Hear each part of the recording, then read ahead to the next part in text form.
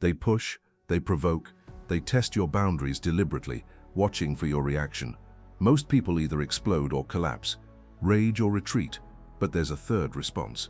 One the ancient Stoics used when facing tests far more dangerous than anything you'll encounter. When Epictetus was beaten by his master, he remained calm. When Marcus Aurelius was betrayed by his closest general, he stayed centered. When Seneca faced execution, he maintained his dignity. They weren't superhuman. They practiced a specific response pattern that turned every test into training. Today I'm going to show you exactly what they did. 4 steps that make you untestable. The Stoic principle. Before the technique, understand the philosophy. Marcus Aurelius wrote, "Choose not to be harmed, and you won't feel harmed. Don't feel harmed, and you haven't been." This isn't denial, it's recognition of a profound truth. Someone can test you, but only you can fail the test. When someone provokes you, they're offering you a choice. React emotionally and give them power. Respond strategically and keep your power. Epictetus was more direct. If someone tells you that so-and-so speaks ill of you, don't defend yourself. Instead say, "He obviously doesn't know about my other faults, or he'd have mentioned those too." That's the Stoic pattern. Not defensiveness, not attack, something completely different. The Romans called it invicta anima, the unconquered soul. Let me show you how to build it. Step 1. Recognitio. Recognize the test. The first step is instant recognition. Someone makes a provocative comment. Before you react, you must see it clearly. This is a test, not an attack, not personal, a test. The Stoics practiced recognitio, the discipline of recognition. They trained themselves to identify tests the moment they appeared. Why does this matter? Because recognition creates space. When you label something "this is a test," you automatically step outside the emotional reaction and into observer mode. Last week, a colleague made a cutting remark about my work in front of the team. Interesting approach. I guess some people prefer quick over thorough. My immediate feeling, anger, face hot, defensive response forming. Then, "This is a test." That simple recognition changed everything. I wasn't being attacked, I was being tested. And tests aren't personal, they're evaluative. The question isn't how dare they, it's how will I respond. Seneca wrote, "We suffer more in imagination than in reality." When you fail to recognize a test, you suffer through imagination, creating narratives about disrespect, intention, malice. When you recognize it as a test, you suffer less because you see reality. A person said words, you choose what they mean. Here's the practice. Today, when someone says something that stings, pause and think, test, just that word. It activates recognition and creates the space you need for step 2. Step 2, interroga, question the tester. Once you recognize the test, you don't defend, you question. The Stoics called this interroga, strategic questioning. It does something remarkable. It forces the tester to examine their own position. When someone tests you with a provocative statement, respond with genuine curiosity. Help me understand what you mean by that. What specifically concerns you? Can you give me an example? Notice what this does. It doesn't fight the test. It doesn't ignore the test. It redirects the test back to the tester. After my colleague's quick over thorough comment, I paused 2 seconds, then said, "What specifically makes you think this approach lacks thoroughness? I'd like to understand your concern." He blinked, stammered, "Well, it seems like there could be more analysis." Interesting. Which areas specifically would benefit from more analysis? Now he had to defend his test. And tests, when questioned, usually reveal themselves as either legitimate concerns, which you should address, or empty provocations, which collapse under scrutiny. Epictetus taught his students, when someone seems to be provoking you, realize you provoke yourself. Your questions help both of you see that. If their concern is real, you've just improved your work. If it's empty, they've revealed that without you attacking them. This is strategic brilliance. You've maintained complete composure. You've made them do the work. You've shown everyone watching that you're unshakable. The third step is crucial. Separate the person from their behavior. The Stoics practiced separation, the discipline of separation. They never confuse someone's action with their essence. Marcus Aurelius wrote, "When you wake up in the morning, tell yourself, the people I deal with today will be meddling, ungrateful, arrogant, dishonest, jealous, and surly. They are like this because they can't tell good from evil." Notice he doesn't say they are evil.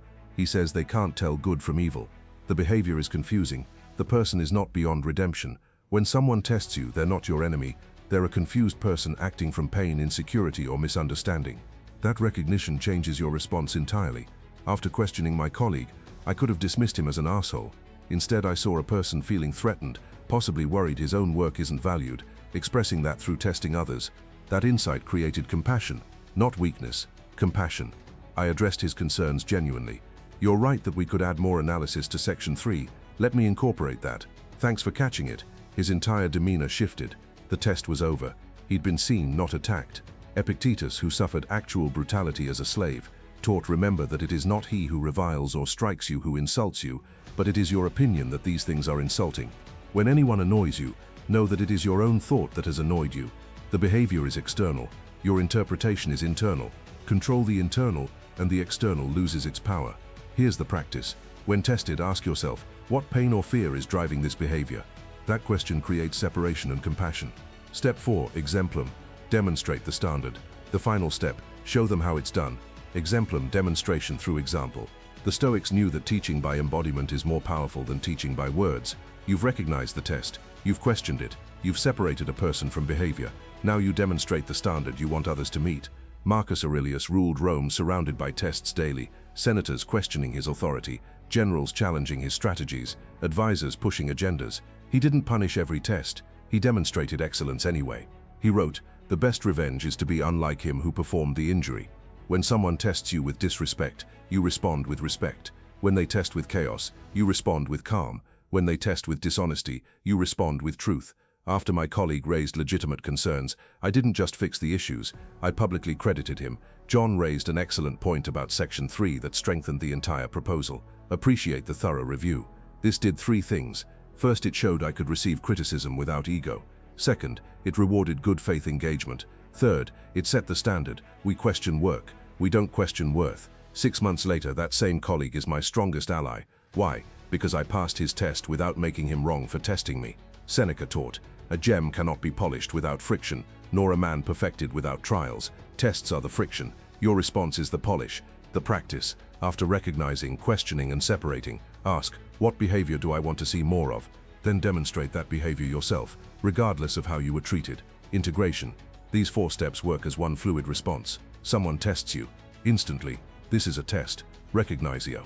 You question their position with genuine curiosity. Interroga. You see them as confused, not evil. Separation. You respond with the standard you want to establish. Exemplum. Last month, I watched this pattern diffuse a potentially explosive situation. A client accused us of missing a deadline we'd actually met. Aggressive email. CC to executives. My team wanted to respond defensively, listing evidence proving we were right. Instead, recognizio. This is a test of our professionalism under pressure. Question. I see we have different understandings of the timeline. Can you clarify which deliverable you're referring to and the deadline you had noted? Separation. She's under pressure from her leadership. This isn't personal. She's drowning and grabbing at straws. Example. I've attached our original timeline with your approval signature and confirmation we delivered 2 days early. I know project schedules can be complex. Would it help to schedule a call to align on next phase expectations? Her response came in an hour. I apologize. I was looking at the wrong project. Thank you for your patience. 4 steps. 1 untestable response. The relationship was saved. The ancient Stoics faced tests we can barely imagine. Slavery, exile, execution, political betrayal, war. Yet they developed a response pattern so effective that 2,000 years later, it still works perfectly. You will be tested. Your boundaries, your competence, your character. People will push to see what you're made of. The weak react emotionally. The strong respond strategically. Recognize the test. Question the tester. Separate person from behavior. Demonstrate the standard. Do this consistently, and something remarkable happens. People stop testing you. Not because you're intimidating, because you've proven untestable. Marcus Aurelius, the philosopher emperor, summarized it perfectly. The best revenge is to be unlike him who performed the injury. When tested, don't match their energy, elevate it. So here's my question. Who's testing you right now, and which of these 4 steps do you most need to practice? Drop a comment and share. If this resonated, subscribe to Stoic Forge. Every video here gives you ancient wisdom for modern tests, not philosophy for philosophy's sake, but practical tools that make you unshakable when everyone else breaks. Hit like, share with someone facing a test, and remember, you cannot be harmed by tests. You can only fail to recognize them for what they are, opportunities to demonstrate what you're made of. Thanks for watching. I'll see you in the next one.